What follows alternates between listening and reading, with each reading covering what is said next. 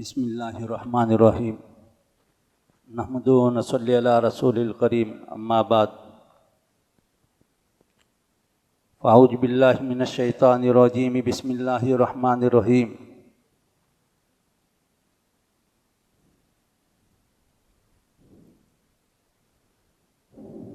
कुलू मिनत तय्यिबाति व अमलू सालिहा व क़ाला अल्लाहु तबारक व तआला यूसीकुमुल्लाहु फ़ी औलादिकुम लिज़्ज़करि मिस्लु हज़्ज़िल उन्सयैन सदक़ल्लाहुल अज़ीम व क़ाला नबी सल्लल्लाहु अलैहि वसल्लम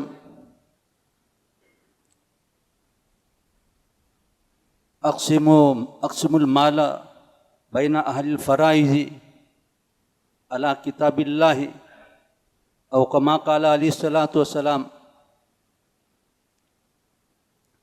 मोहतरम दोस्त बुजुर्गो, अल्लाह जल्ल शानो ने हमें जो शरीयत दी है एक कामिल शरीयत है जिसमें ज़िंदगी का कोई ऐसा गोशा नहीं है जिसमें हमें रहबरी न फरमाई गई हो। यह अलग बात है कि हम मुकम्मल शरीयत पर चलने के लिए तैयार नहीं हैं।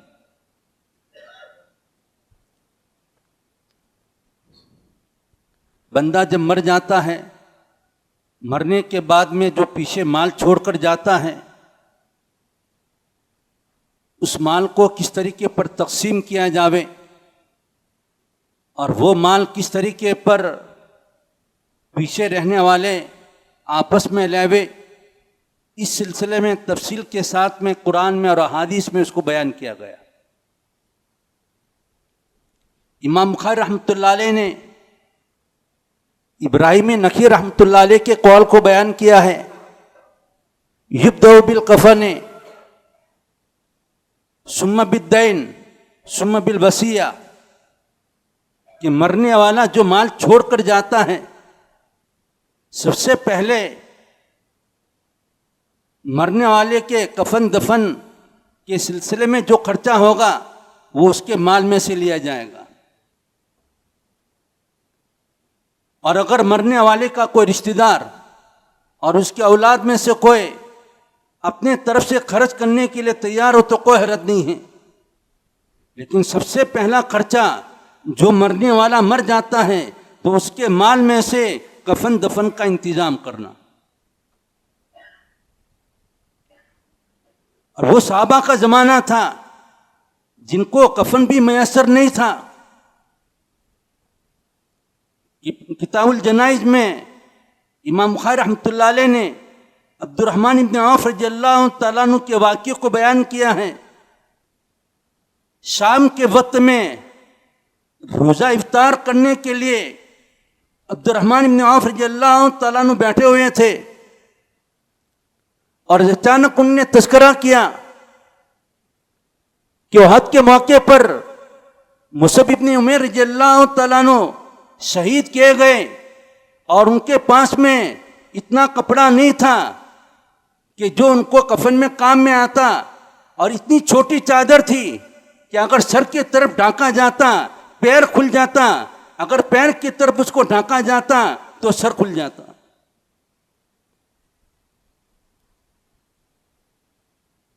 इसी तरीके पर हरथमजा रज़ियल्लाहु तआला अन्हु का तज़किरा किया कि उहद के मौके पर हरथमजा रज़ियल्लाहु तआला अन्हु को शहीद किया गया और उस मौके पर उनके पास में इतना कपड़ा नहीं था कि पूरे जिस्म को ढांपा जाता। वो एक कपड़ा था, एक चादर थी, वो भी नाकिस थी। सर की तरफ ढांपा जाता तो पैर खुल जाता और पैर की तरफ ढांपा जाता तो सर खुल जाता। इसके बाद वाले हदीस में आपने इरशाद फरमाया है कि आपने इरशाद फरमाया कि सर की तरफ चादर कर लो और पैरों की तरफ में इसकी घास डाल दो। कितनी गुर्बत का जमाना होगा। तो बहरहाल मरने वाला मर जाता है तो सबसे पहले उसके कफन को मरने वाले के माल में से उसकी तैयारी की जाती। दूसरे नंबर पर कर्जा। अगर मरने वाले ने कोई कर्जा छोड़ा है तो मरने वाले के मिल्कियत में से और उसकी प्रॉपर्टी में से और उसके बैलेंस में से उसका पूरा वो कर्जा अदा किया जाएगा। ऐसा नहीं है कि मरने वाला मर गया और लोगों के कर्जे बाकी हैं और वो कर्जे चुकाए न जावें। इस्लाम की ये तालीम नहीं, बल्कि जनाब नबी करीम सल्लल्लाहु अलैहि वसल्लम जब आपके सामने कोई जनाजा लाया जाता तो आप पूछते कि मरने वाले ने कोई कर्जा छोड़ा है कि नहीं। अगर कहा जाता कि मरने वाले ने कर्जा छोड़ा है तो आप इरशाद फरमाते क्या कर्जे को पूरा करने के लिए और उसकी तलाफी के लिए कोई माल छोड़ा है कि नहीं। अगर कहा जाता कि छोड़ा है तो आप सल्लल्लाहु अलैहि वसल्लम जनाजे की नमाज पढ़ाते। और अगर ये कहा जाता कि मरने वाले ने कर्जा छोड़ा है लेकिन इतनी मिल्कियत नहीं है कि उस मिल्कियत के जरिए से उस कर्जे को पूरा किया जावे, तो आप सल्लल्लाहु अलैहि वसल्लम सहाबा को इरशाद फरमाते कि तुम लोग नमाज पढ़ो, मैं नमाज नहीं पढ़ूंगा। आप सल्लल्लाहु अलैहि वसल्लम ऐसे के पीछे जनाजे की नमाज को नहीं पढ़ते थे। इस्लाम की तालीमें हैं, अगर किसी का कर्जा लिया है हयाती में इसको चुका दिया जावे, और अगर आदमी मर गया है तो मरने के बाद में उसकी मिल्कियत में से वो कर्जा चुकाया जाएगा। हज़रत जाबिर इब्न अब्दुल्लाह रज़ियल्लाहु तआला अन्हु अकाबिर सहाबा में से हैं, अंसार में से हैं। उनका कहना है कि उहद के मौके पर मेरे अब्बा ने मुझे बुलाया। इनके अब्बा का नाम था अब्दुल्लाह रज़ियल्लाहु तआला अन्हु। और बुलाने के बाद में कहा, और दोनों बाप बेटे उहद की लड़ाई में शरीक थे। सुबह के वक्त में बुलाया और बुलाने के बाद में कहा कि मैंने रात के वक्त में एक ख्वाब देखा है, और वो ख्वाब ये है कि मुंजिर इब्न मुबश्शिर रज़ियल्लाहु तआला अन्हु मेरे ख्वाब में आए और आने के बाद में कहा कि हमारी तुम्हारी मुलाकात हो जाएगी। तो मैंने कहा कि तुम तो बदर में शहीद हो गए थे, क्या बात है। उन्होंने फरमाया कि मैं जन्नत में हूँ, हम जहाँ चाहते हैं वहाँ घूमते रहते हैं, लेकिन हमारी तुम्हारी मुलाकात हो जाएगी। तो हज़रत अब्दुल्लाह रज़ियल्लाहु तआला अन्हु ने अपने बेटे जाबिर को कहा, इस उहद में मैं इंतकाल पा जाऊंगा और मैं शहीद हो जाऊंगा। और इस ख्वाब का तस्करा हज़रत अब्दुल्लाह रज़ियल्लाहु तआला अन्हु ने आप सल्लल्लाहु अलैहि वसल्लम के सामने भी किया। तो आपने इरशाद फरमाया, या अब्दुल्ला आज सुबह के वक्त में सबसे पहले तुम शहीद होंगे। तो अब्दुल्लाह रज़ियल्लाहु तआला अन्हु ने हज़रत जाबिर रज़ियल्लाहु तआला अन्हु को कहा कि तुम्हारी 9 बहनें हैं, और एक रिवायत में 6 बहनों का तस्करा आता है। बहरहाल 3 शादीशुदा थी और 6 गैर शादीशुदा थी।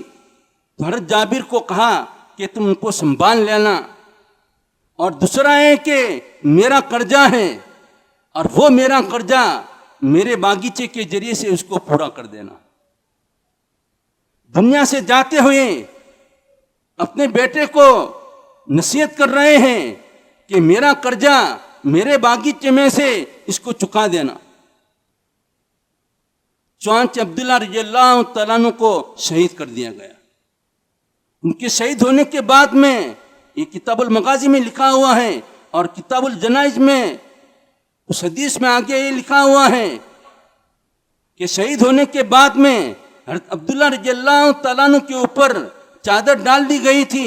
जाबिर इब्न अब्दुल्लाह रज़ियल्लाहु तआला अन्हु वहाँ आकर के रोने लगे। दूसरे साहबा उनको मना कर रहे थे और आप सल्लल्लाहु अलैहि वसल्लम ने मना नहीं किया।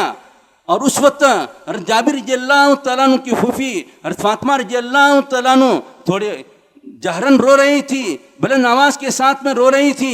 आप सल्लल्लाहु अलैहि वसल्लम ने इरशाद फरमाया कि फातिमा, तुम्हारे भाई के ऊपर फरिश्तों ने साया किया हुआ था, और जब तक कि जनाजा यहाँ पड़ा रहा ऊपर साया था, और जिस वक्त जनाजा उठाया गया ये फरिश्तों ने साया अपना खींच लिया। फिर उनका कर्जा जो चुकाने का मसला है, उहद के मारिके के पूरे होने के बाद में हज़रत जाबिर रज़ियल्लाहु तआला अन्हु आप सल्लल्लाहु अलैहि वसल्लम के पास में आए और कहा कि अल्लाह के रसूल सल्लल्लाहु अलैहि वसल्लम, मेरे अब्बा का कर्जा तो बहुत ज़्यादा है और इस वक्त बागात के पकने का ज़माना है और इसमें से जो खजूरें निकलेगी उसके ज़रिए से मेरे अब्बा का कर्जा पूरा नहीं होगा। मेरी ये चाहत है कि आप मेरे बागीचे में आवे ताकि जो कर्जा लेने वाले जिनको कर्जा देना है वो यहूदी थे और वो लोग कुछ नरमी इख्तियार करे। तो आप सल्लल्लाहु अलैहि वसल्लम उनके कहने के मुताबिक वहाँ पर गए और जा कर के आप सल्लल्लाहु अलैहि वसल्लम ने वो यहूदी जो कर्जा लेने के लिए आए थे इनको नरमी के साथ में समझाया, लेकिन फिर भी वो समझने के लिए तैयार नहीं थे। तो आप सल्लल्लाहु अलैहि वसल्लम ने कहा कि जाबिर, तमाम खजूरों को अलग अलग ढेर करना, क्योंकि खजूरों की तकरीबन 300 किस्म होती हैं, हर खजूर का ढेर अलग करना और फिर मुझे इत्तला देना।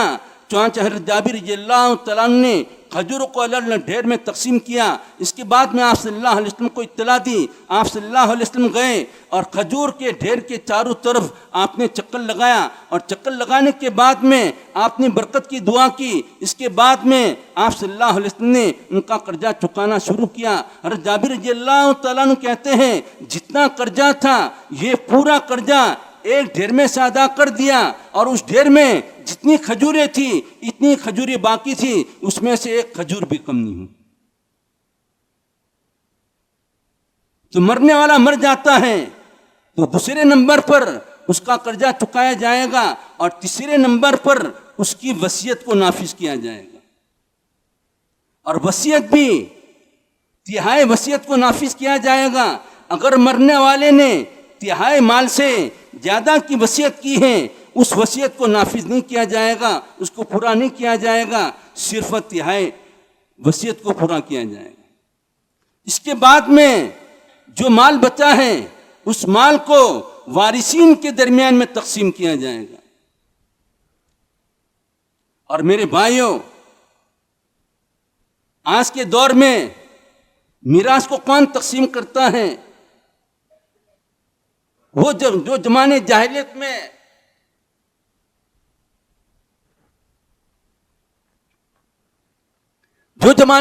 में तरीका था कि बाप के मरने के बाद में बेटा मीरास के ऊपर कब्जा कर लेता था। बाप के मरने के बाद में जायदाद के ऊपर, मकानों के ऊपर और दुकानों के ऊपर और प्रॉपर्टी के ऊपर बेटा कब्जा कर लेता था। आज वही दौर है।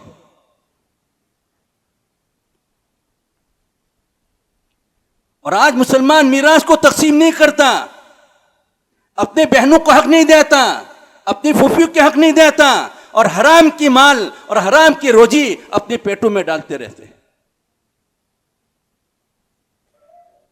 अल्लाह जल्ल शाअनहू ने कुरान में मीरास के अहकामात को इतना खोल कर बताया है, इतना खोल कर नमाज के मसाइल को बयान नहीं किया, इतना खोल कर ज़कात के मसाइल को बयान नहीं किया, इतना खोल कर और अरकान को बयान नहीं किया है। लेकिन अल्लाह ताला ने मीरास के मसाइल को कुरान शरीफ में खोल खोल कर बयान किया है। इसके बावजूद आज का मुसलमान एक तरफ कुरान को पढ़ता है और दूसरी तरफ जब बाप का इंतकाल होता है पूरी प्रॉपर्टी के ऊपर और पूरी जायदाद के ऊपर ये कब्जा कर लेता है और अपने बहनों को अपने घरों में से निकाल देता है और जरा बराबर उनको हिस्सा देने के लिए तैयार नहीं होता। ये हराम की कमाई है। अगर बहनों के हक को नहीं दिया, अगर फुफियों का हक नहीं दिया है और इन मकानों के अंदर रहते हैं, जिन मकानों में फूफी का हक था और जिन मकानों में बहनों का हक था, तो ऐसी सूरत में उसमें रहना भी हराम है। अगर बाप ने बर्तन को छोड़ा है और बर्तनों में बहनों का हक नहीं दिया है, इन बर्तनों का इस्तेमाल करना जायज नहीं है। अगर बाप ने दुकान को छोड़ा है और उस दुकान में अपने बहनों का हक नहीं दिया है, उसमें से जो इनकम खा रहे हैं और इस्तेमाल कर रहे हैं, अपने पेटों के अंदर आग को भर रहे हैं।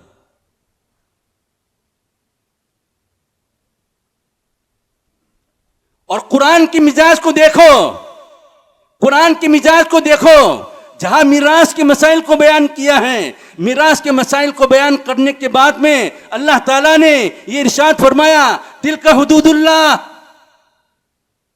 ये अल्लाह की हदें हैं, ये मुसलमानों, ये अल्लाह ताला ने मुकर्रर किया है, ये अल्लाह के हदिये हैं। और जो शख्स इन मीरास के मसाइल पर चलेगा, वमन युतिल्लाह व रसूलहू, जो शख्स अल्लाह की और रसूल की इताअत करेगा इन मीरास के सिलसिले में, अल्लाह ताला उसको जन्नत में दाखिल करेंगे। वज़ालिकहुल फौजुल अज़ीम, ये बड़ी कामयाबी है।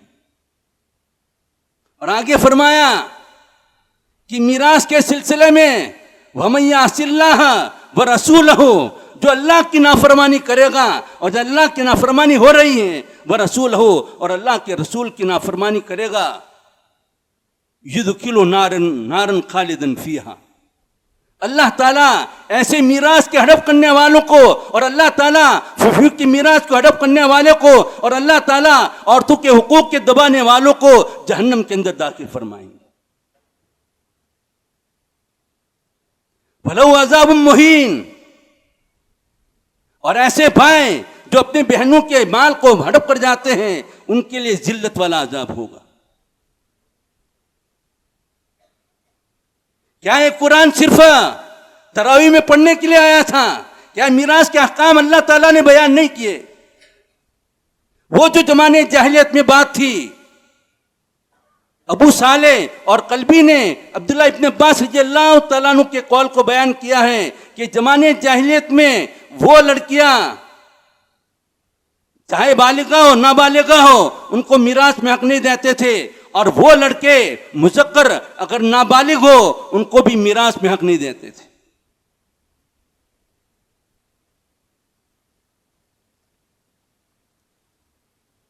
एक सहाबी रज़ियल्लाहु तआला अन्हु, औस बिन साबित रज़ियल्लाहु तआला अन्हु का इंतकाल हो गया। उनके इंतकाल हो जाने के बाद में उस जमाने में औस के चचाजाद जो भाई थे, उनने पूरी मीरास के ऊपर कब्जा कर लिया, और उन चचाजाद भाइयों का नाम था सुवैद और अजफा, और रूहुल का मानी के कौल के मुताबिक एक का नाम खालिद था और दूसरे का नाम अजफा था। इन दोनों ने कब्जा कर लिया। औस बिन साबित रज़ियल्लाहु तआला अन्हु की बीवी आप सल्लल्लाहु अलैहि वसल्लम के पास में आई, और आने के बाद में कहा, ये अल्लाह के रसूल सल्लल्लाहु अलैहि वसल्लम, मेरे शौहर का इंतकाल हो चुका है और मेरी औलाद हैं, और एक कौल के मुताबिक 3 उनकी लड़कियां थी, और एक कौल के मुताबिक 2 लड़कियां और एक लड़का था जो नाबालिग था। मैं इनको कैसे खिलाऊंगा और किस तरीके पर क्या करूंगा, वो शिकायत की। तो आप सल्लल्लाहु अलैहि वसल्लम ने उन दोनों को बुलाया, सुवैद और उर्फजा को बुलाया, और बुलाने के बाद में कहा कि तुमने मीरास में इनको क्यों हक नहीं दिया? तो उनने जमाने जाहिलियत की बात की कि जमाने जाहिलियत में जो घोड़े पर सवार न हो, उसको मीरास में कोई हक नहीं था। औरतें घोड़े पर सवार नहीं होती हैं, उनको मीरास में हक नहीं मिलेगा। इसी तरीके पर जो तावान बर्दाश्त न करे, जो दियत बर्दाश्त न करे, उसको मीरास में हक नहीं होता है, इसलिए उनको मीरास में हक नहीं दिया। तो आप सल्लल्लाहु अलैहि वसल्लम ने इरशाद फरमाया कि कुरान की आयत नाजिल हो चुकी हैं, वलिन निसाई नसीबुम मिम्मा तरकल वालिदान वल अक़रबून, कि औरतों के लिए भी हक है कि मरने वाला मर गया है, चाहे वालिदैन का इंतकाल हो गया है या दीगर रिश्तेदारों का इंतकाल हो गया है, तो अल्लाह ताला ने उनका हक तय किया है। और मेरे भाइयों, मीरास के सिलसिले में बहुत कोताही होती हैं। जिस तरीके पर अगर एक तरफ 2 बहनें हो और एक तरफ एक भाई हो, तो एक भाई का जितना हक है, इतना हक 2 बहनों का है। और आजकल अगर कोई बहन मीरास का मुतालबा करती है, समाज वाले उस पर थूकते हैं कि तू भाई के पास में मीरास का मुतालबा करती है। मेरे भाइयों, ये तो उसका हक है और कुरान ने हक तय किया है। हम कौन से हैं हक न देने वाले? और जो लोग अपने बहनों के हुकूक को नहीं देते, अपनी फूफी का हक नहीं देते और उनके ऊपर कब्जा किया हुआ है, आप सल्लल्लाहु अलैहि वसल्लम ने एक सख्त हदीस इरशाद फरमाई। आपने इरशाद फरमाया, मन कता मीरास वारिसी ही, कि जो शख्स किसी वारिस के मीरास को हड़प कर गया है, क़तअल्लाहु मीरासहु मिनल जन्नह यौमिल क़ियामा, अल्लाह ताला उसको क़यामत के दिन में जन्नत से महरूम करेंगे।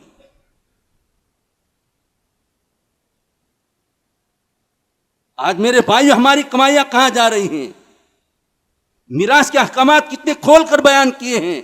कुरान में बीवी का हक बयान किया है, कुरान ने बेटी का हक बयान किया है, कुरान ने पोती का हक बयान किया है, कुरान ने दादी का हक बयान किया है, औरतों के हुकूक को बयान किया है कि मरने वाला मर जाएगा तो औरतों को क्या क्या हक मिलेगा। लेकिन आजकल क्या होता है, जो भाई होता है ये हड़प कर जाता है और बहनों को मीरास से महरूम कर देता।